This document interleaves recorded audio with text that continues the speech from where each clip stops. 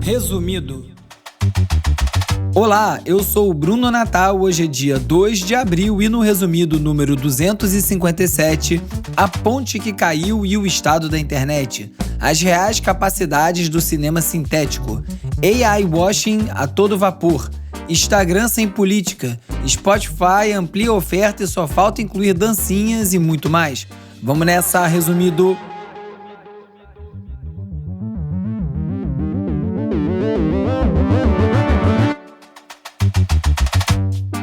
Olá, resumista! Esse é o Resumido, um podcast sobre cultura digital e o impacto da tecnologia em todos os aspectos das nossas vidas.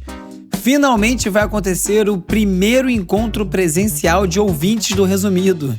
Eu tô muito feliz porque esse é um desejo antigo, né? Conseguir encontrar os resumistas offline num evento proprietário do podcast.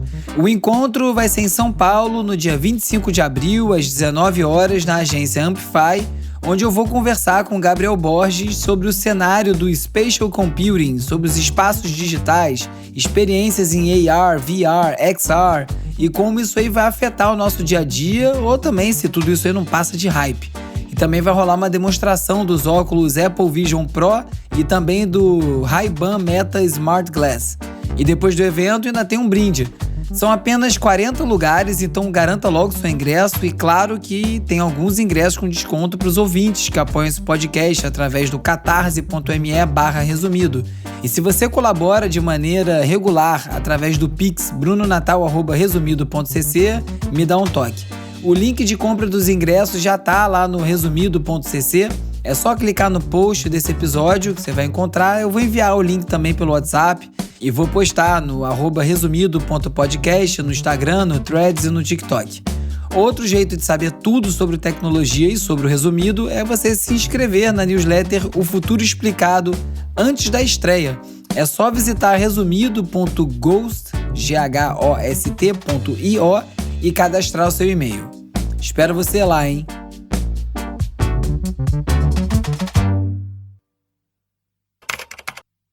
Nos Estados Unidos, um navio cargueiro derrubou uma ponte na cidade de Baltimore. Vamos de cultura digital e como nosso comportamento online ajuda a moldar a sociedade. O acidente aconteceu de madrugada.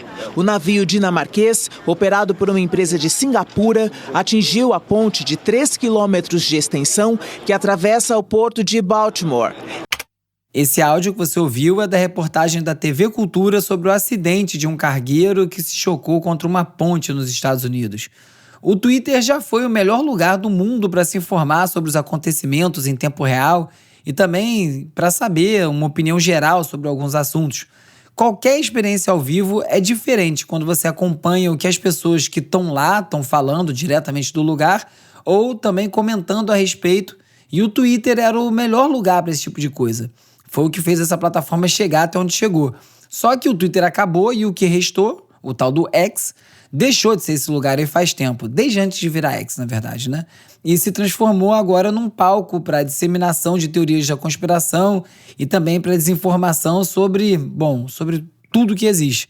Não que antes não fosse assim, mas agora a coisa é muito pior.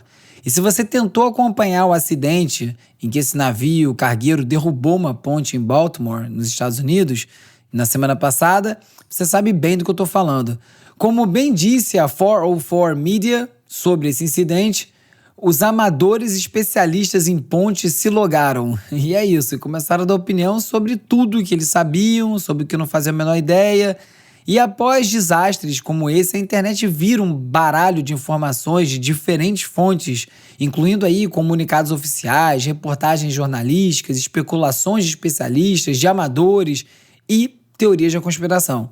As pessoas adoram construir uma narrativa sobre eventos complexos nas redes sociais, mesmo minutos após alguma coisa acontecer. Isso aí acaba misturando especulações bem intencionadas sobre o que pode ter acontecido com teorias da conspiração bem nocivas. No caso da ponte que caiu, as informações boas estavam bem raras, principalmente porque grandes perfis da plataforma, do Twitter, contribuíram para distorcer a realidade dos acontecimentos. Os perfis verificados já foram uma forma de facilitar a filtragem desse conteúdo, de você ter alguma segurança de que quem estava escrevendo era alguém capacitado ou reconhecido de alguma forma para falar daquilo. Mas desde que os selos de verificação passaram a ser vendidos e se tornaram um ornamento, um enfeite no perfil, qualquer um consegue ter o seu alcance ampliado com essa falsa impressão de autoridade que foi criada nos tempos que o selo de verificação tinha realmente algum significado. E no pós-pandemia de Covid, essa outra pandemia, agora de especialistas em qualquer coisa, nunca mais foi embora. Hoje, até gente que não era e nem tinha por que ser ativa na internet, como CEO de grandes corporações, viraram influenciadores online para muito além do LinkedIn e dos assuntos que eles realmente entendem. O curioso é que a onipresença desse tipo de conteúdo tem afastado as pessoas das plataformas, então esse veneno pode acabar servindo de remédio.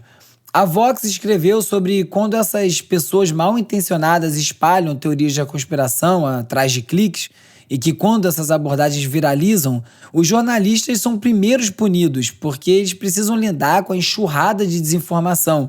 Inclusive, isso aí pode trazer consequências bem negativas e imediatas para as comunidades afetadas por esses eventos, indo do aumento do racismo até a distorção da percepção sobre eventos trágicos. Nesse cenário, o futuro do jornalismo nas redes sociais fica em questão e fica bem complicado contar com plataformas como meio de se encontrar fontes confiáveis de notícias e discussões públicas. Não que já não esteja sendo assim há um bom tempo, né?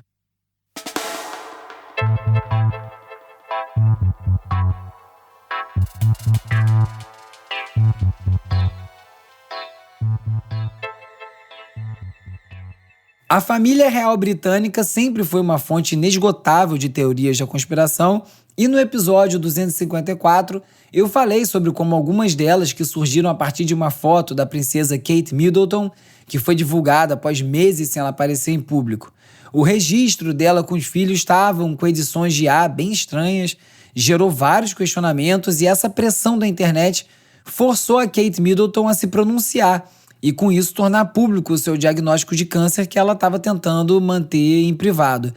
Nesse caso específico, a família real ser basicamente a representação de um país faz algum sentido todo esse interesse, até uma prestação de contas, ainda mais com um trabalho mal feito pelo time de comunicação do Palácio de Buckingham, mas de qualquer forma, a princesa de Gales teve que lidar com semanas de rumores sobre sua saúde, sobre seu casamento, tudo por conta de uma foto aparentemente manipulada.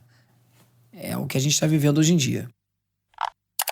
Um vídeo do jornalista Phil Edward conta em detalhes sobre a criação da famosa foto Earthrise, que mostra o nascer da Terra visto da Lua.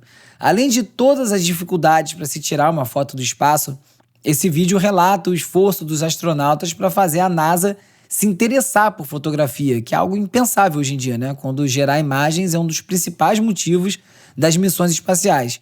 Só que o detalhe mais interessante do vídeo é que a foto mais famosa da Terra foi alterada. Não como se a foto não existisse, mas o enquadramento original mostra a Terra surgindo na lateral da Lua, de lado, e num registro que fica bem menos dramático e que cresceu muito com um simples giro da imagem que faz parecer ela nascer no horizonte como a gente conhece hoje. O ponto aqui é que algum tipo de manipulação de imagens sempre existiu e sempre vai existir. A gente precisa estar sempre atento. Após a Índia proibir o TikTok e outros 58 aplicativos chineses em 2020, os influenciadores indianos sofreram diretamente com o fim dos seus canais. Muitos viram a fonte de renda desaparecer. Um estudo estimou que 200 milhões de indianos perderam acesso ao TikTok e que a indústria de criação do conteúdo na Índia perdeu 590 milhões de dólares em receita só no primeiro ano após a proibição. E essa saída abrupta do TikTok, do maior mercado do mundo, deixou um vácuo que foi rapidinho preenchido por gigantes americanos como o Instagram, como o YouTube, o que mudou o controle do mercado de apps. Em um ano, o Reels do Instagram chegou a 500 milhões de usuários e o YouTube Shorts se tornou o app de vídeo mais baixado do país em 2022. Para você ver como esse tipo de política tem impacto imediato na indústria global. Os Estados Unidos ameaçam seguir pelo mesmo caminho. Como eu já comentei aqui, a Câmara dos Deputados de lá aprovou uma lei exigindo a venda do TikTok ou seu banimento, e o presidente Biden já afirmou que ele sancionaria essa lei. Mas a vice-presidente Kamala Harris disse que não há intenção de banir o TikTok, apesar das preocupações sobre segurança, espionagem, manipulação da opinião pública que estão relacionadas ao fato da ByteDance, dona do TikTok, ser uma empresa chinesa. Provavelmente essa conta aí não deve fechar. No Brasil, a regulação de drones avança e promete transformar o setor de logística. Desde a autorização da ANAC em 2022, houve uma expansão nas operações e nos avanços tecnológicos, como o desenvolvimento do drone DLV-4 para voos mais longos. Empresas como iFood e Pardini já estão de olho nesse mercado e estão testando esse tipo de entrega. Como tem coisa que só o Brasil pode mostrar para o mundo, eu fico curioso em saber como é que vão fazer para garantir que ninguém vai laçar um drone desse com uma entrega em pleno voo. Essa aí eu quero ver. My name's Walter. I'm a director at Shy Kids. Agora é o momento de explorar as transformações causadas pelas inteligências artificiais. Here at Shy Kids, and I helped put together our first experiment with Sora called Airhead. A OpenAI segue publicando exemplos da capacidade da Sora, sua IA capaz de criar vídeos de alta qualidade a partir de textos, e já está se aproximando dos estúdios de Hollywood para criar parcerias que vão aí incluir a ferramenta no processo criativo e produtivo no cinema. Esse movimento sugere uma mudança importante na produção cinematográfica, com a IA podendo assumir funções que tradicionalmente são desempenhadas por humanos, justo agora quando as preocupações com o impacto dessa tecnologia nas carreiras criativas e também na originalidade das obras está em discussão. Entre os vídeos de demonstração que foram divulgados essa semana, está o curta Airhead, que foi encomendado para uma produtora que resolveu contar a história de um personagem que tem um balão no lugar da cabeça. O vídeo é muito bem feito, todo gerado pelo Sora, mas falta muita coisa para ir além de uma espécie de versão ilustrada de um texto, sabe? É quase um storyboard animado, um animatic, porque por mais que o making-of mostre os diretores controlando diversos aspectos, muitos dos takes parece que só estão ali com uma única opção viável para ilustrar aquela história. E ter que seguir com a única opção viável é a realidade de muito produtor amador, de produtor iniciante, que não tem recurso para realizar suas ideias. E, nesse sentido, uma ferramenta como o Sora vai ocupar um espaço importante. Mas, como cinema, falta bastante. Um outro vídeo, esse é chamado Golden Record, tem uma abordagem bem mais abstrata sobre o ouro vindo do espaço. E na legenda tem uma colocação do diretor que é quase um detalhe que me pareceu crucial para essa discussão, principalmente por estar no canal oficial, né? No canal oficial da OpenAI, na conta deles no Instagram. Ele diz, abre aspas, a Sora é mais poderosa quando você não está replicando o antigo, mas sim dando vida a ideias novas e impossíveis que nunca teríamos oportunidade de ver. E isso para mim é central, porque eu não vejo a IA como capaz ou mesmo substituindo as coisas como são, mas sim como ferramentas que geram outras coisas, outros formatos. É bem parecido com o que eu venho falando aqui algumas vezes, né? Esses novos caminhos obviamente levantam questões importantes sobre o futuro da criação audiovisual. A sofisticação dos sistemas de IA e a proliferação de deepfakes e vídeos manipulados são uma principal preocupação. A OpenAI, criadora da Sora e do ChatGPT, anunciou agora um modelo de geração de áudio em IA que copia, que clona vozes humanas. E eles mesmos reconhecem os riscos de mau uso dessa tecnologia e por isso optaram por não lançar a ferramenta amplamente nesse momento. Nesse momento é importante, porque em alguma hora ela vem, né? O Geoffrey Fowler, que é colunista de tecnologia do Washington Post, destacou a importância de ferramentas de detecção de deepfakes para conseguir combater a desinformação e proteger a democracia. Para ele, a colaboração entre os humanos e o software é que vai ser crucial para resolver esse problema em escala, com precisão. Mas assim como a gente já vê várias questões no mundo do cinema, os problemas causados por IA não ficam restritos ao universo da política e sociedade, Ele é muito mais amplo, é muito mais capilarizado. O Meio e Mensagem reportou que marcas preocupadas com o potencial de mau uso da tecnologia estão exigindo cláusulas mais rígidas que limitam o uso de IA pelas agências de publicidade. Essa tendência cria uma tensão entre as agências, que estão na corrida pela adoção da IA generativa, e os clientes que querem proteger a sua imagem e a sua reputação. A Associação de Anunciantes Nacionais atualizou suas orientações para as marcas e aconselhou a incluir cláusulas sobre IA e consentimento nos seus acordos com as agências. Ainda assim, com tanta coisa acontecendo, é importante manter um certo ceticismo, porque tem muita gente muito interessada em vender capacidades exageradas dessa tecnologia. É o AI washing, um termo que faz referência ao greenwashing, que é a prática em que as empresas promovem falsamente seus produtos, serviços, políticas como ambientalmente responsáveis ou sustentáveis para ganhar ponto com o público e vantagem competitiva sem nunca adotar as tais práticas ecológicas. É o bom e velho papo furado. Hoje, muitas empresas de IA estão tentando manipular investidores e exagerando sobre as suas reais capacidades, limitações sobre os riscos dos seus produtos, e esse fenômeno cresce à medida que praticamente todas as empresas querem estar associadas à IA. Um pouco antes de gravar esse episódio, eu acabei encontrando 4 textos muito bons sobre esse tema, sobre essa realidade das capacidades de IA. Eu vou voltar a falar disso, mas eu preciso de um pouquinho mais de tempo para reler e digerir, porque não eram textos muito simples, não. E como sempre, a recomendação segue a mesma, que é manter os pés firmes no chão.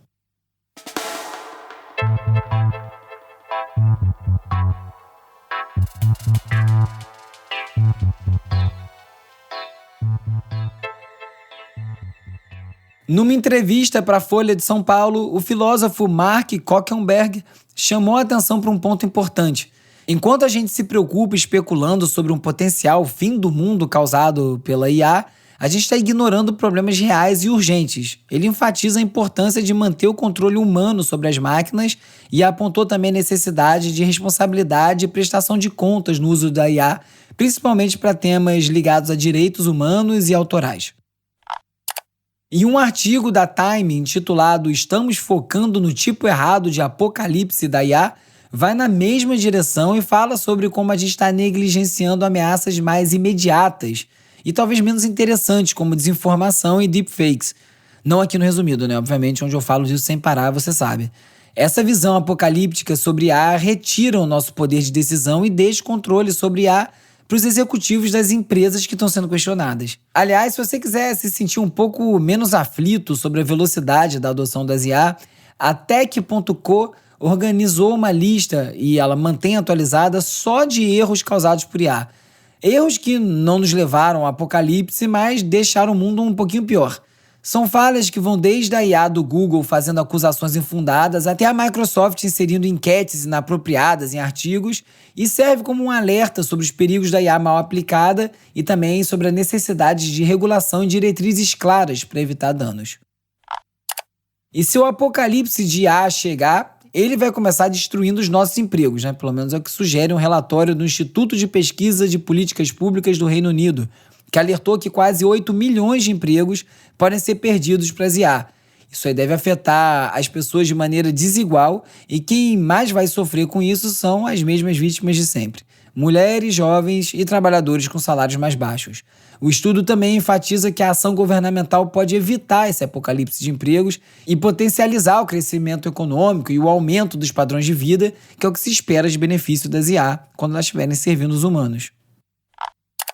No South by Southwest, o ex-engenheiro do Google, Ray Kurzweil, e um dos maiores entusiastas da singularidade, que é um conceito que prevê um futuro no qual a IA supera a capacidade humana de compreender a própria IA ou até de controlá-la, está bem otimista.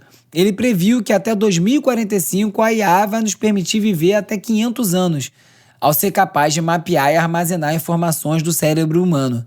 Para ele, até 2029, a IA alcança capacidades similares às humanas. Resta saber como vão ficar os empregos, né? Se todo mundo viver 500 anos e não parar de nascer mais gente, aí que vai dar problema mesmo. O Tennessee se tornou o primeiro estado dos Estados Unidos a aprovar uma lei que protege músicos contra o uso de IA para replicar suas vozes sem consentimento. A lei, batizada de Elvis Act, entra em vigor no dia 1º de julho. Por lá, o Sindicato de Atores também ratificou os novos contratos para dubladores de animação na TV, que agora inclui proteções contra o uso de IA e também direitos sobre réplicas digitais. Mais de 95% dos membros do sindicato votaram a favor, definindo o dublador exclusivamente como humano e exigindo o consentimento do ator para ter a sua voz sintetizada por IA. Uma promessa de longa data da Meta começa a finalmente tomar forma. E agora é hora de falar sobre como as Big Tech moldam o nosso comportamento. Restringir o alcance de conteúdo político é a configuração padrão no Instagram e no Threads agora, sabia? Essa colocação que você ouviu foi do Meteoro, comentando sobre a decisão da Meta, que passou a restringir automaticamente o conteúdo político de perfis não seguidos pelo usuário no Instagram e no Threads. Segundo o Núcleo Jornalismo, essa agora é a opção ativada por padrão e serve para limitar a exposição a assuntos políticos e sociais. É um esforço da Meta para moderar o tipo de conteúdo que seus usuários veem na rede, especialmente em redes como o Threads, que está tentando preencher o espaço deixado pelo Twitter. Lembrando que lá no Twitter, esse tipo de conteúdo político e social é o que movimentava a rede. Só que na tentativa de evitar problemas como desinformação eleitoral, a Meta pode acabar esbarrando em outro problema, a limitação da liberdade de expressão, já que não vai faltar gente para reclamar que teve o alcance das suas posições políticas diminuído. Deixar esse tipo de decisão exclusivamente na mão das empresas sempre vai dar nisso aí. Por isso que a regulação é importante. Na Flórida, por exemplo, foi aprovada uma lei proibindo menores de 14 anos de usarem redes sociais, mesmo com consentimento dos pais.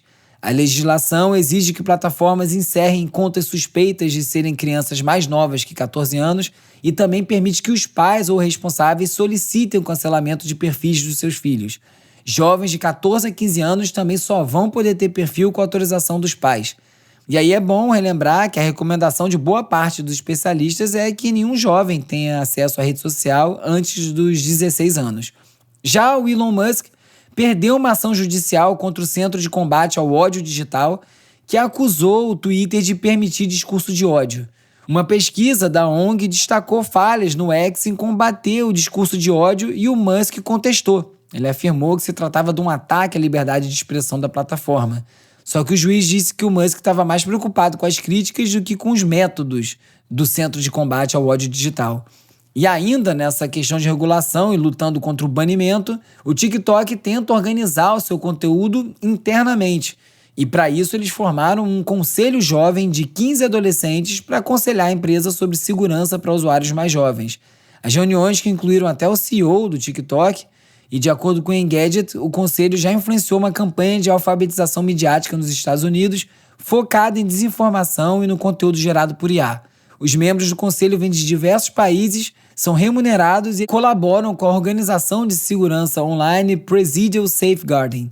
E essa sequência de acontecimentos serve para mostrar que ninguém sabe mais muito bem o que fazer e a gente vai tentando até acertar. Pelo menos está tentando, né?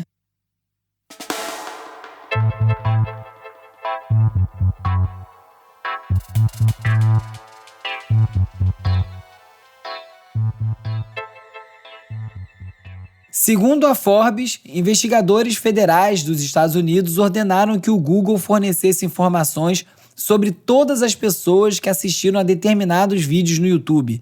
Especialistas em privacidade consideram os pedidos inconstitucionais. O objetivo alegado era identificar pessoas por trás de atividades suspeitas, como lavagem de dinheiro, mas isso ameaçava transformar espectadores inocentes em suspeitos de crimes. A abordagem levantou preocupações também sobre a erosão das proteções constitucionais contra buscas e apreensões injustas e a necessidade de cautela no uso de mandados digitais. No Reino Unido, o Spotify introduziu mais um tipo de conteúdo na plataforma. Depois de música, podcast, livro, agora também vai ter curso em vídeo. As aulas custam entre 44 e 119 libras, que dá aproximadamente 8 milhões de reais. Mentira, mas dá R$1.000. E cobrem tópicos como música, criatividade, negócios e vida saudável. O desespero por receita vai fazendo o Spotify perder o caminho numa velocidade alucinante. E eu não vou ficar nada surpreso se já as dancinhas do TikTok migrarem para lá. Aliás, faria muito sentido até. O Brasil registrou a primeira condenação à prisão por pirataria de conteúdo audiovisual. Serão mais de 5 anos de cadeia para o réu, que não é um consumidor, mas sim um vendedor de sinal. Segundo a reportagem do Tecmundo, o réu não identificado transmitia e vendia ilegalmente serviços de IPTV para mais de 20 mil clientes, chegando a faturar mais de 4 milhões de reais por ano. A condenação é resultado da Operação 404 de combate à venda de sinais piratas de TV e dispositivos TV Box ilegais.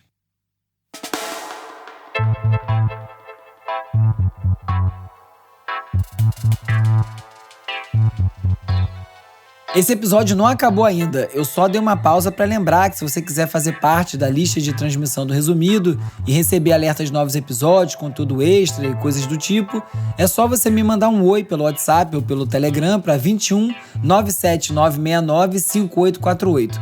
Aliás, eu vou mandar por lá também o link para assinar a newsletter e também para comprar um ingresso para o Encontro de Resumistas em São Paulo.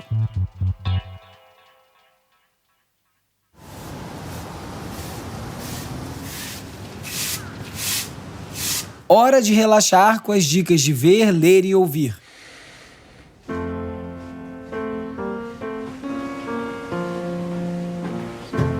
O personagem principal de Perfect Days é um homem que limpa banheiros públicos em Tóquio, cuida de bonsais e coleciona fitas cassete, livros de sebo, enquanto encontra alegria e transcendência nas coisas mais triviais da vida, como a luz do sol atravessando as folhas de uma árvore. A trilha do filme vai de Lou Reed a Nina Simone e serve como uma janela para a alma do personagem. E trazendo aqui para o universo do Resumido, esse estilo de vida simples dele parece um comentário também sobre a atual velocidade 2x das nossas vidas, né? Se você quiser assistir, tem para alugar em vários serviços de streaming. How did you come to write this book? What really struck me was that too few books were about my people. Where are our stories? A história do escritor retratado em ficção americana é uma sátira sobre a hipocrisia presente em muitos dos discursos hoje em dia.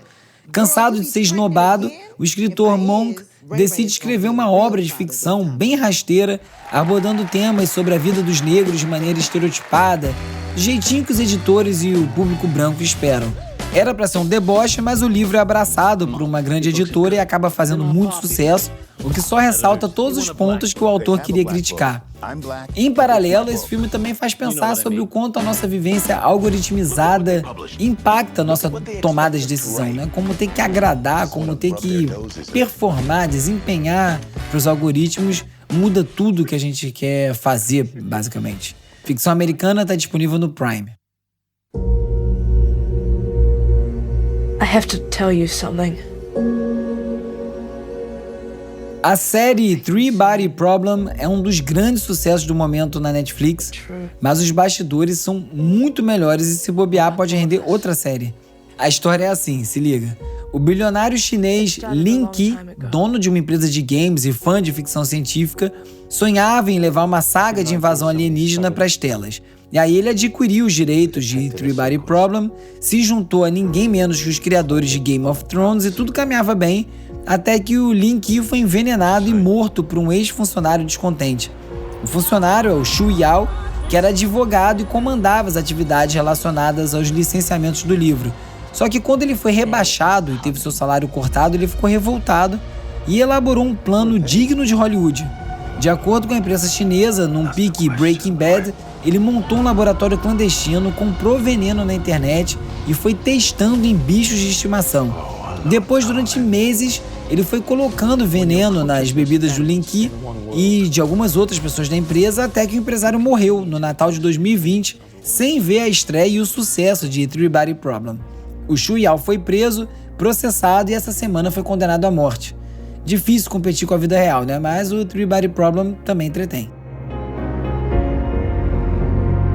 Nesse episódio você ficou sabendo como o colapso de uma ponte revelou o estado das redes sociais, da real capacidade atual do cinema sintético, da alta do AI washing, da decisão do Instagram se afastar do conteúdo político e muito mais. E se você gosta e quer ajudar o Resumido, recomenda para mais gente, é muito importante. E também não deixa de curtir, assinar, seguir, dar 5 estrelinhas e deixar uma resenha na plataforma que você estiver escutando esse episódio agora. O Resumido tem o apoio do Instituto Vero. É produzido e apresentado por mim, Bruno Natal.